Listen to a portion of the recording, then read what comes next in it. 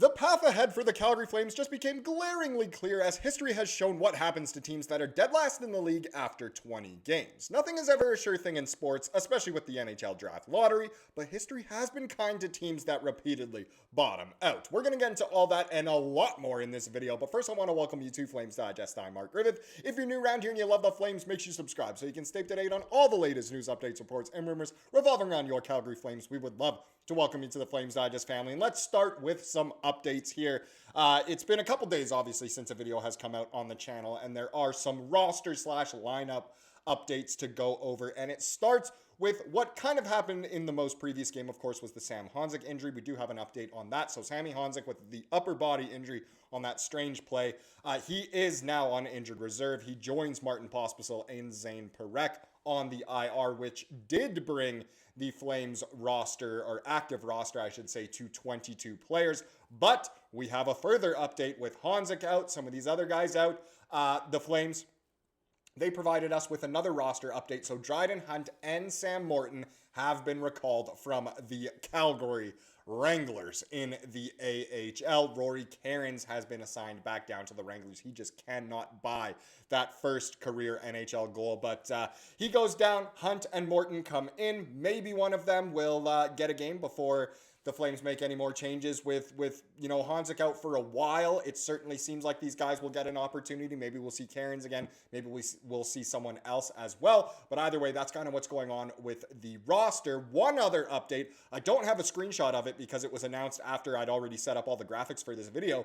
But the Flames actually, they claimed John Beecher off waivers from the Boston Bruins. So Beecher, previously of the Bruins, is now a Calgary Flame. Maybe he will get into some action soon. We'll see what the Flames do in terms of the active roster with Beecher around. But it's interesting. I know some teams were reportedly interested. I know a few Canucks fans, they wanted Beecher.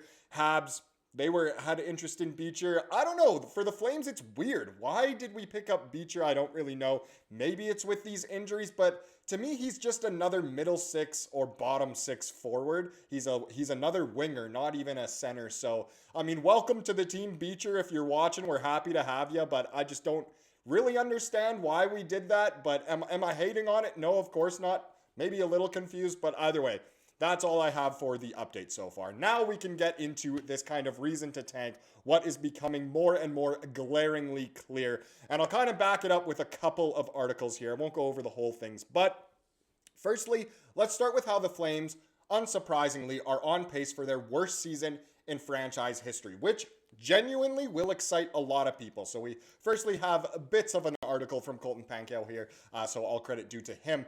But let's hop in. So he says, the belief within the dressing room heading into this season was the team could continue to grow from last year, a season which saw the Flames miss the playoffs by just a single point. They obviously missed out on the tiebreaker. So instead of being in the fight for a playoff spot once again, this team instead looks every bit like one who will be in contention for the first overall pick at the 2026 draft, something the Flames, of course, have never even had a top 3 pick. Now, the Flames have just 5 wins and 13 points through their first 20 games of the season, both of which are dead last in the NHL. In fact, it's one of the Flames' worst opening 20 games of a season since they came into existence. You have to go all the way back to 1997-98, before I was even born, to find a season where they had a worse record through 20 games. Now, obviously, the Flames have never finished bottom and have never had a top 3 pick, so they were able to somewhat turn it around in some of those years. But if we get into the list here, you do really have to go back to essentially, the 20th century to show just how bad or how long it's been since we've had such a bad start. So really, through this chunk of 6 seasons here between 1995 to, 01 technically, well, it would have still been 2020 games into the season. But the only good season in there, the only 500 season in there was in 96-97. But it is true. 97-98 and 95-96, the Flames had 10 points through 20 games, identical 3-13-4 records. Obviously, like I said, they went on to not get the first overall pick, and that was just because they didn't continue to be the worst team in the NHL in those seasons. But either way, it has been a long time since the Flames have been this bad, and a lot of people will say, well, pretty much in the 21st century, we've been stuck in the mushy middle. We've had a couple miracle runs. We finished top of the Western Conference a couple times, in the Johnny Gaudreau era. But even then, it's not like we've built from the bottom up the way a lot of other teams have, of course. So there are just 3 seasons in franchise history, so 97-98, 95-96, and 81-82, where the Flames have gotten off to worse starts than the one they're currently on. Now, the 97-98 season saw them finish with 67 points at 26-41-15 for a franchise worst 409 points percentage. Through 20 games this year, they have a points percentage of just .325. So it does show that your points percentage needs to be low in order to finish with not that many points. Now, the Flames are currently on pace to finish the season with just 54 points. That would be the worst point total in franchise history for a non-shortened season, dating back to 1972 when the Flames played their inaugural season in Atlanta. So it would be the worst since before the Flames were even in Calgary, really, which is interesting. So this shows the Flames are kind of on a crash course to finish dead last, and the next little bit here kind of shows maybe it's a good thing if they do finish dead last. So this one is Wes Gilbertson from the Calgary Herald. He writes, Flames dead last after 20 games. How often does that lead to a draft lottery win? The Flames are 32nd in the NHL's overall standings at 5-12-3. As fans daydream about Gavin McKenna, what can we learn from recent history? I implore you to go actually read this whole article because it goes over the last 10 years or so of, who was dead last after 20 games. I'll show one little example here. So last year is kind of an outlier where the lottery was almost rigged in a way. So last after 20 games last year were the Nashville Predators and Blackhawks both at 15 points. Which is more than the Flames have now. So how those teams finished the year after 82 games, not just 20, the Preds finished 30th and the Blackhawks finished 31st. We know that San Jose finished 32nd, but none of those teams won the lottery. So where and who did these teams draft? Well, the Islanders were the lucky lotto winners this past spring, and top prize Matthew Schaefer has come as advertised, or even better than that. It shows that the first overall pick is pretty good. The Blackhawks welcomed Anton Frondel at 3rd, and the Predators plucked fellow forward Brady Martin at 5th. Again, it goes to show, or the article goes on to show each of the last 10 seasons or so and kind of where the dead last team after 20 games. It shows that the team that's last after 20 games actually doesn't frequently finish bottom. There were a lot of years where it was Buffalo, didn't get the first overall pick. It was Ottawa, didn't get the first overall pick.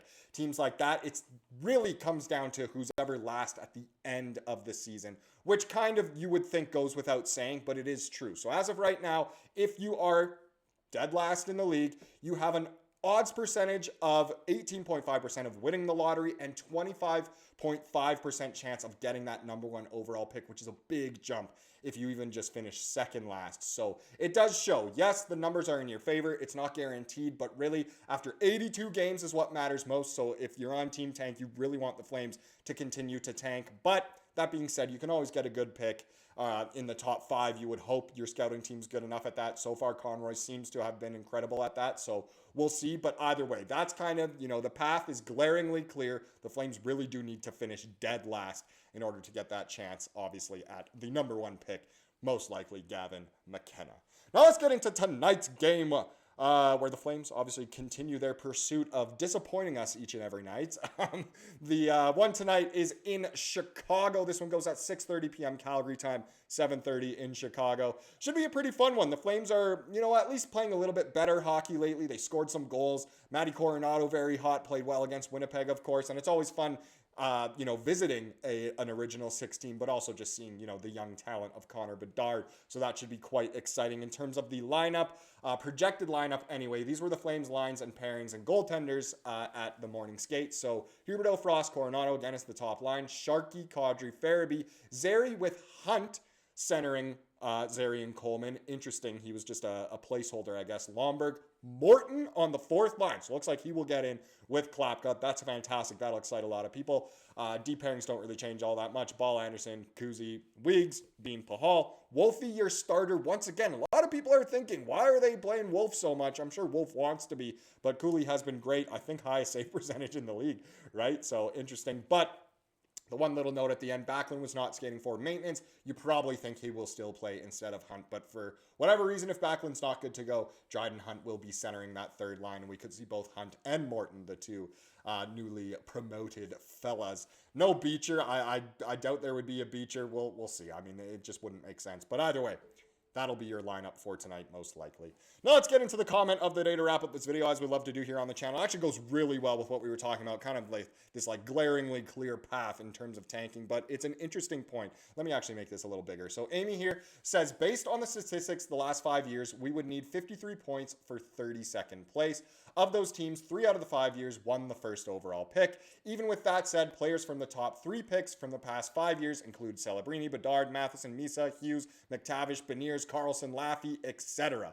Go back to 10 years, you had McDavid, Matthews, Eichel, Marner, Byram, Kakko, of all people. How many of the top 20 players in the league were drafted out of the top 5 picks? Even if they lose the draft and end up with a top 3 pick, it's hard to argue the downside of landing anyone from that list. So yes, tanking doesn't always mean first overall pick. It just means you get a high pick, which is obviously what the Flames want. And history has shown that some high players lately have been fantastic. First overall, of course, yeah, you're pretty much almost guaranteed to get a star, but even those top 3, top 5 picks could be an absolute play for the Flames' future. Thank you so much for watching this video. Please subscribe to what you saw here today and have a wonderful rest of your day.